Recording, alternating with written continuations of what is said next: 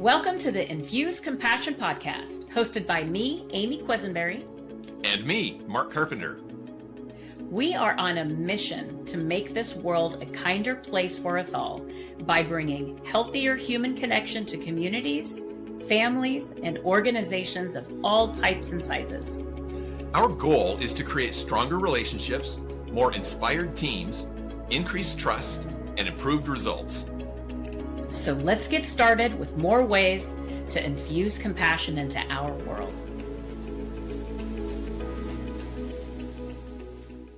Welcome back, Compassionators, to the Infuse Compassion podcast. We have a dynamic and vibrant guest with us today, and I can't wait for you all to get to know her.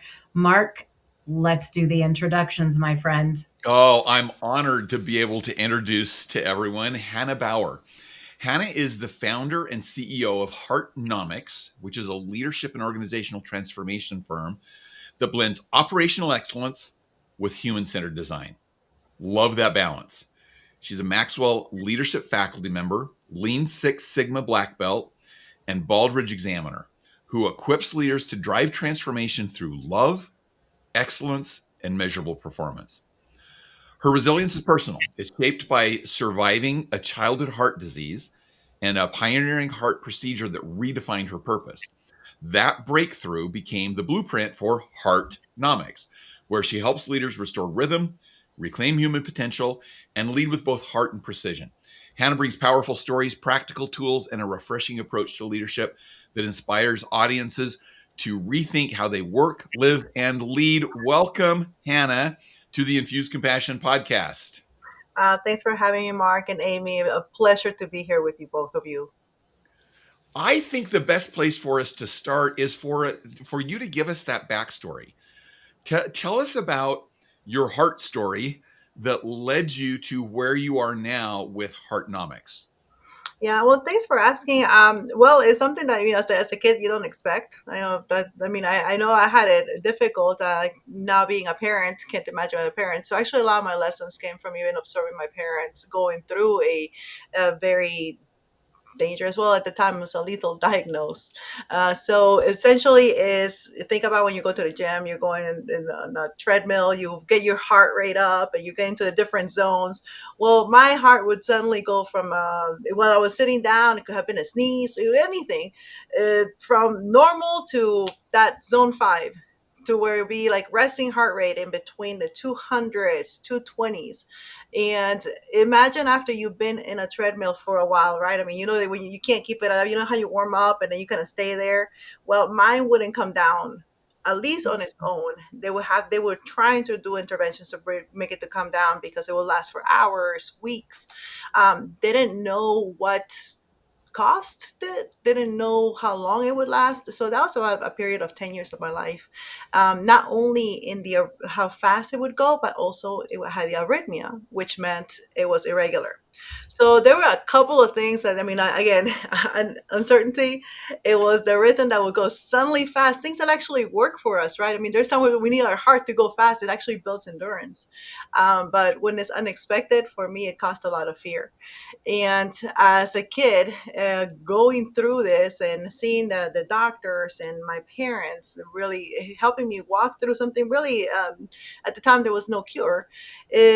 It was quite the leadership lessons that I learned at that time, all the way through to, as you mentioned, obviously I'm here. So it was good news. But it actually paved the way to an innovative surgery in 1992. Now, I didn't know that when I was a kid. I found that 20 years later when I get a call from the hospital saying they want to do a documentary on me for the 100-year anniversary. And also because of the impact that day, I learned that I was the first of 3,000 other kids that have been saved through that. So it was both. Yes, there was a lot of pain. There were a lot of things I couldn't do. There was, playgrounds I never got to go on. I got to observe. There was, I wasn't allowed to go to school many days. And actually, I was consistently told, don't worry about that. Just worry about breathing, which makes sense. If you're not breathing, you're not doing anything else. But at the same time, it was almost living an observation of a lot of the world that was going around because I couldn't physically do the things that were expected from me. So that's where a lot of the story comes in. That's where a lot of what I really teach is going beyond your circumstances. And honestly, in a time of uncertainty, in what even seemed hopelessness, really seeing the power of love, because that's really what sustained me through it all. And also the power of excellence, because there was a lot of failures. There were consistent failures in my journey. We can talk about failed drugs, failed interventions, failed open heart surgery, failed heart cath. There were a lot of failures, but they really were not failures when we learned from them. And that's where I learned that was a commitment to excellence. There had to be processes and systems that we can learn from. And that's what gave birth to an innovative surgery that didn't just save me, but saved thousands more.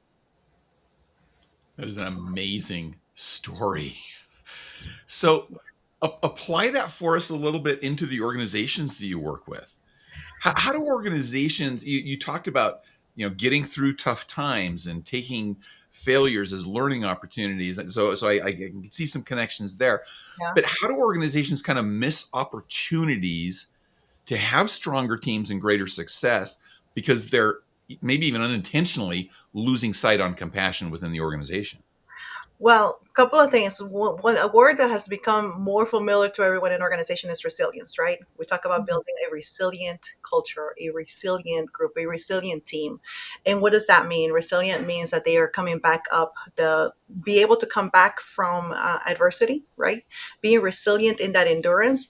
And for me, I said, I learned that even in my body, right? I mean, we learned that when we go to work out, you're building what? Endurance. You're building to get your heart pumping, right? Your heart going. But at the same time, you're also building that resilience in your body. We all experience it, because next time you go in and work out, you are hoping it's going to be that much easier, and you're even going to push yourself a little bit. Well, I can tell you that when I do that intentionally, it feels very different than when it was happening to me, like again, happening to me, this uncertainty. Well, where one caused fear, yeah, because I didn't know what to expect, and I wasn't really prepared. Like when it happened with the heart, same heart, same going fast, same building the endurance. But when I was intentional about it, intentional about my growth, like when we go work out, when I do that, I love the Zumba. So like the whole point is to go and get your heart up, right? I mean, we get excited with getting that heart up, and that's what we're talking about. Is the difference when we're looking as a group, that there are circumstances that are going to happen that we don't expect. But when you build that resilience, when there's that endurance, because you both do it intentionally, even before it happens, just like we do with the workout, it makes it that much easier to be able to come back up and actually be able to adapt to the situations that are happening. So I lived it again in my body. And as a leader later on, I'm not going to say like, oh, I went into it like this is how we build resilience. Not at all. It's because I started making the mistakes of being a leader that did not listen, being a leader that did not take the opportunities in really building up my team. And I realized in not doing those things, I was actually experiencing some of the same effects of what I had going on with heart disease: the burnout, the fear, the nervousness, the fatigue, the avoidance, like the constant like hesitation. You can't even make a decision. I was going through the same things, except this time it wasn't heart disease. It was leadership. And that's how I started applying. It's like, wait a second, how did I get through those other times where it really was a matter of life and death in the heart. And now in an organization, yes, we're talking about survival of the business or not. And what helped me there? Well, that's where I went back to, and it was a method I had developed as a teenager, really in my hospital bed, and that's the beat method. That's where if the first thing is started, and is belief. I had to check my belief. And I believe the opportunities that we many times miss in organizations when everything can be chaotic, can be uncertain, or even things are just not going, maybe we're not having that ownership or that loyalty that we're looking from our teams. We lose the opportunity to check on what we believe. What are we believing for our mission? What are we believing in our mission? What are those values that have carried us through all this time? That do we still believe in them? Because that's really what helps in the grounding. And I will say, believing in those times when it becomes even that much harder takes your endurance, your resilience, multiplies it way up when you're able to do it with your team. That is so powerful, and the way you've connected and related it back. I've heard a lot of people talk about it, but never in the way that you've spoken about it, and I think it's truly powerful. So, you know, when you think about building a compassionate culture, right? What does that look like on a daily basis? Not just words on a wall in a mission statement. It very much tied to how we deal with failure, very much still tied to how we deal with setbacks. That goes back to the psychological safety. How does it look like? Is it shows up in culture, and sometimes people say, well, yeah, sure, our culture is this, and sometimes like, well, what is culture? So like air, what is it? And we, we don't really know. But if we were to define what culture is the way that we execute in strategy, the way that we navigate through crisis, or the way that we seize unexpected opportunities. And where we're talking about how do we inf- compassion, how do we inject compassion, is one, understanding where are we? Are we executing a strategy? The way that we're doing that, it's going to feel a little bit different in how we when we're navigating uncertainty, because it's going to require adaptability. It's going to require us having to be able to shift together. But are we in a compassion aspect too, when we're looking at seizing unexpected opportunities? Well, we're seeing that really was in operation there was the agility, and it's how fast and the speed, right? A lot of times it's the speed of, how quick can we get into the market, or what's the speed that we're able to respond to something. So the compassion aspect comes in understanding where the readiness of my people are to be able to face those different situations. And as a leader, also being compassionate with myself, understanding that when we are going through different stages, I can be a leader that also adapts my leadership style to the different one. It's not that I'm compromising who I am. It's not that I'm compromising on, like, who the company is and all that stuff. No, adaptability is necessary, consistently. um, and it doesn't mean that you are compromising again, but it does mean that you are being, through your adaptability, you are showing compassion, you're showing up for your people, and you're leading them on how to respond to the different scenarios that are happening in the organization. So, what do you say to the leader that is, as you're saying this, I'm picturing a leader who's like in a place of fear.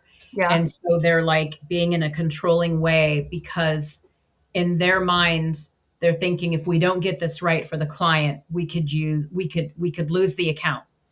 yeah, We could, right, like the bottom fall out, like legitimate fear. yes. What are you offering to that leader to help them come over to this side? Well, I think first of all is the awareness that they are in fear, because when Mm. you are in fear, you're not going to lead in the way, the fullness, embracing the way that you need to lead in that.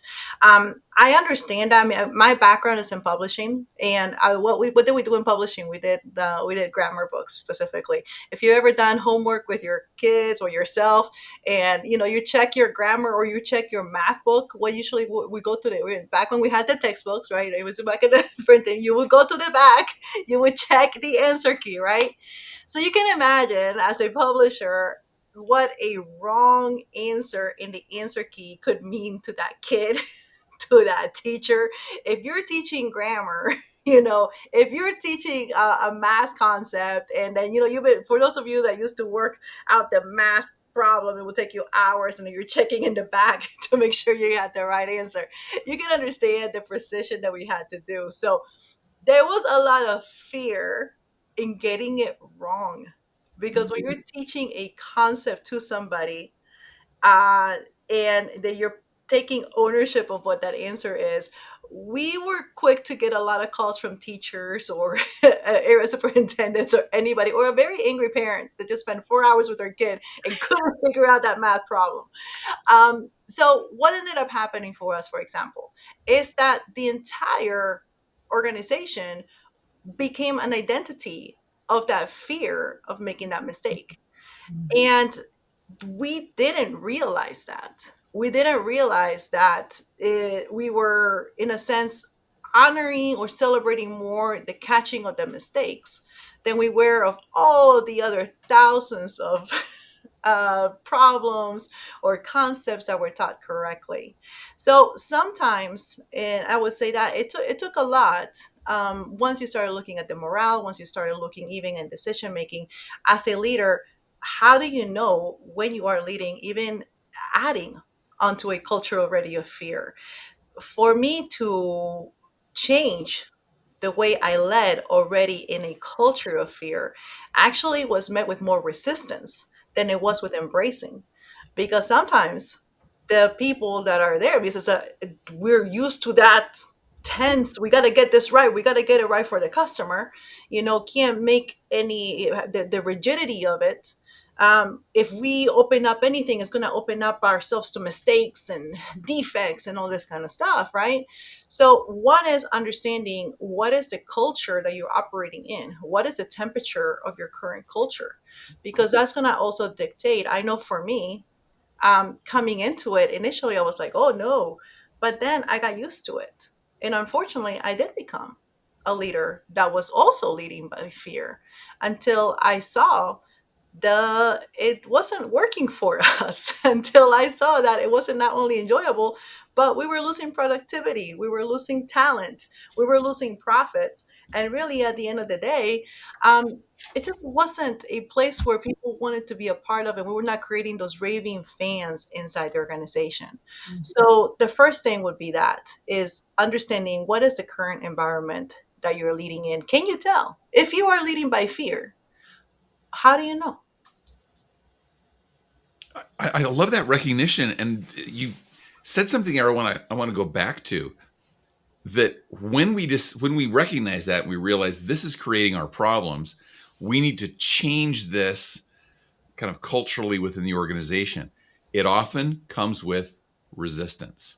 Yes. So how do you overcome that resistance to change, even when you know that the change is going to be helpful in the long run? Okay, so this is where my heart goes out a lot to the leaders, especially my senior leaders. Because my senior leaders are usually the ones that are caught in the middle, right? They're the ones that are caught in the between the C-suite, between the board of directors, and then with the front line. So they're having to carry out a lot of the decisions that are made. Even sometimes it's felt out of control. So I would the one of the things is that this is where the transformation has to come, right? One is as a leader, still being the advocate. You do have a seat at the table and being able to be a voice at that seat at the table. It's not going to be accepted by everyone. It's just not. It's okay. It's being okay with not pleasing everyone, because that's also part of leadership. I know we talk about the benefits of leadership many times, so there's also the perks of leadership, which is like, hey, some people they recognize that, but there's also a cost to leadership, and there is a cost in saying, being doing the right things because they're right. And in when you're talking about atmosphere, I know that when I was in fear, or when you see that even people, when you're in fear, you don't make the right decisions. You're not productive. So as a leader who is being held responsible and accountable for productivity, for also meeting KPIs, meeting goals, meeting profit margins, it is in the best interest to be able to have a way to not only measure the temperature in dealing with fear exactly, but also you have to work on that feedback loop, the communication up. And this is where the psychological safety, even if it's not something that is people are talking about in the organization, understanding what does a psychological safety structure look like in your workplace. Every organization is made up of different systems. So that's one of the parts that we do with Baldrige. If you look at a human, we have the respiratory system, the cardiovascular system, the nervous system, right? We have different systems. When one system is not doing well, what happens to the other systems? They're not Mm. well either, right? There's something that's gonna, if you have a broken bone, it's gonna cause something, in the nervous system. It may even affect your respiratory system if there's something that is getting stuck. Different ways, right? So it's understanding us as a leader. Well, what are the systems in my organization? What are the systems that are impacting me? Because we get into fear many times because we just simply don't understand or even look at the structure. When you are not confident in what the feedback loop is for communication, we know when there's no communication, there's no relationship, there's no trust, there's the lack of trust. What is the trust? So fear a lot of times comes out of that. It comes out of that lack of trust. And the trust, well, because I don't really know what to trust. I don't really know what the structure looks like. So it does take work. And for my senior leaders specifically, the ones that are in the middle, because they touch so many of the systems, right? I mean, they touch the different parts. Is really understanding what is my internal customer, what is the feedback loop, what is the communication, and the more that I can seek understanding, in a sense, being curious on how the system works, it really will not only take away their fear or be able to help them answer some of this fear, but also help educate, influence, and be able to speak in the language that the other systems talk in. Because that's the other part. If you ever had technology and finance talking to one another, they talk very different.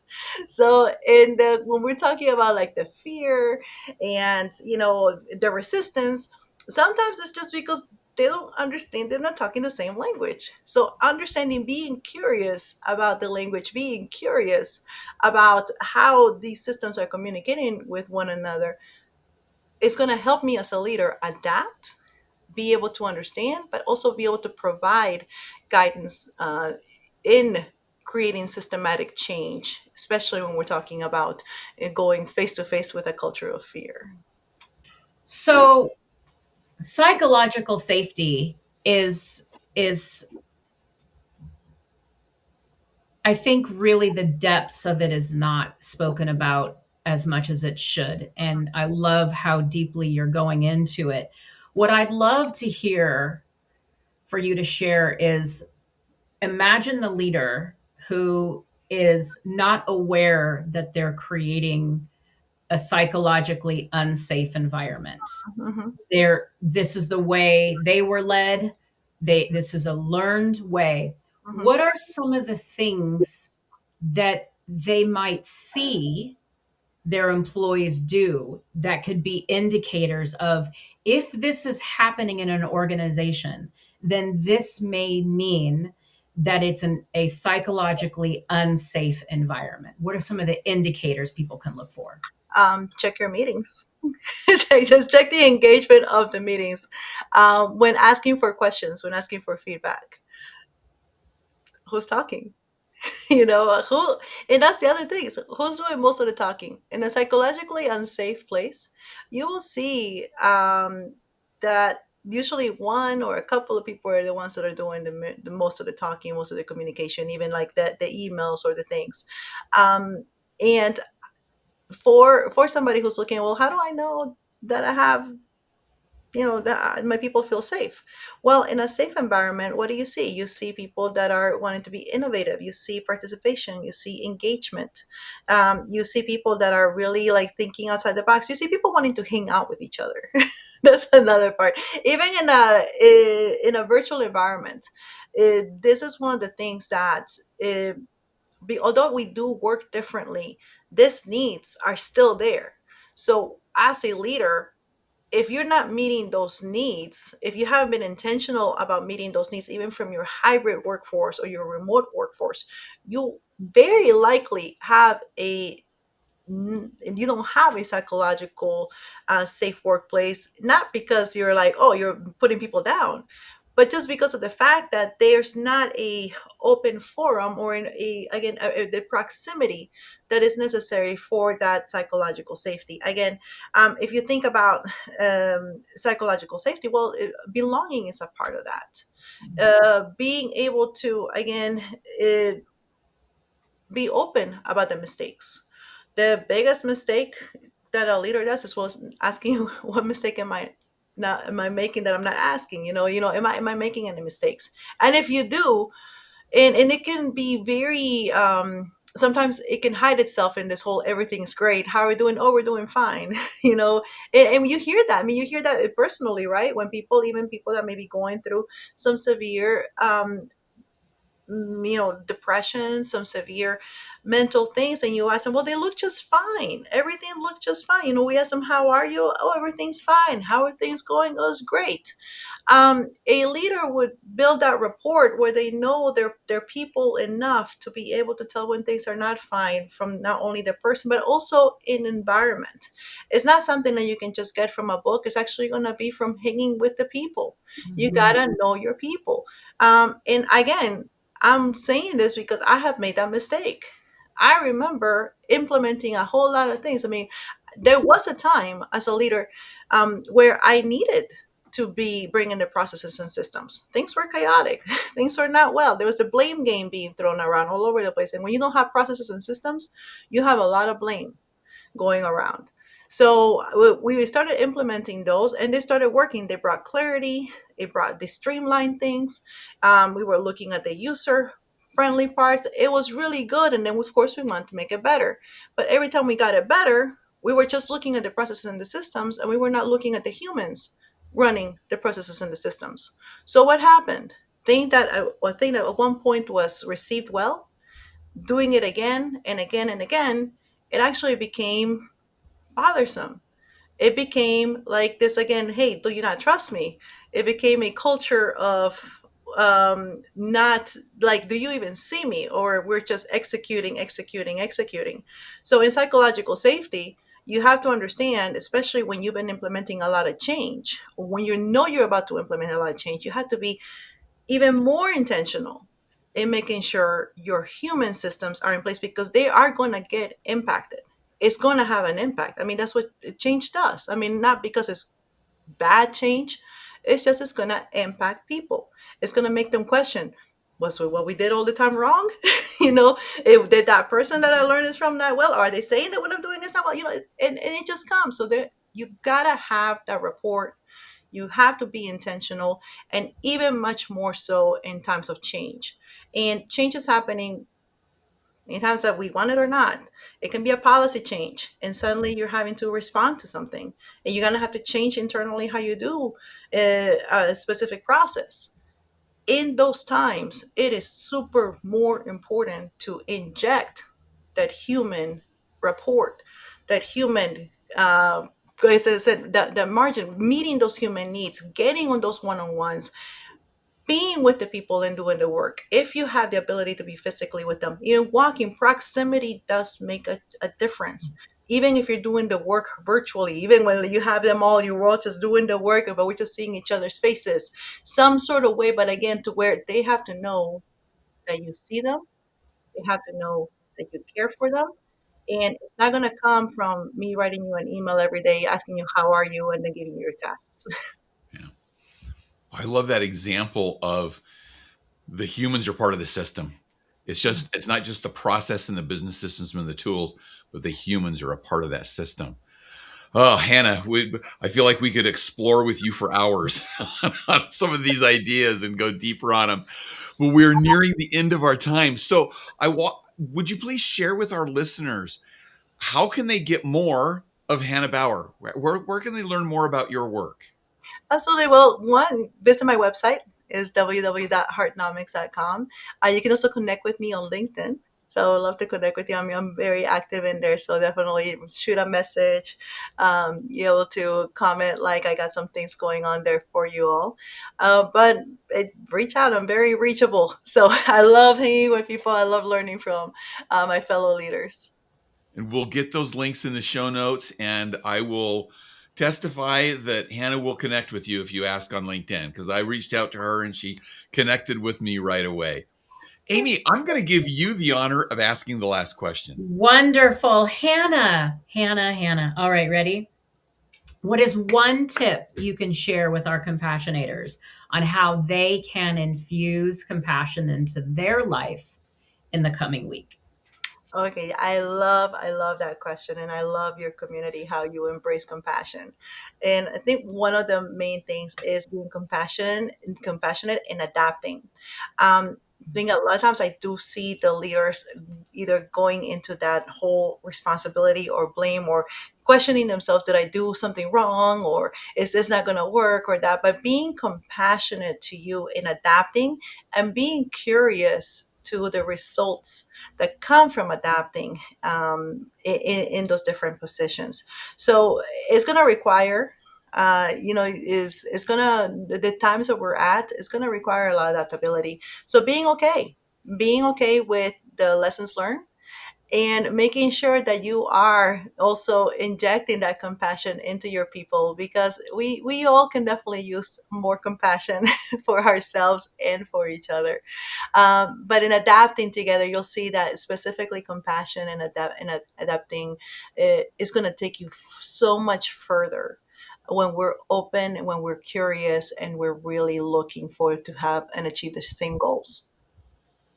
I I've love never heard adapting before in all of our tips, and I think it is something that isn't spoken about enough. That adaptability. That's beautiful. Thank you, it. Mark. I think you were going to close us out. Yeah, I'm just going to add to that I loved that tip as well, because adapting and being curious and learning from that is part of compassion, Mhm. and being okay that maybe what we tried didn't work that well, but let's try it Mhm. again. So, compassionators, thank you for listening in this week. I hope you enjoyed this conversation with Hanna and that you'll look her up and learn more from her.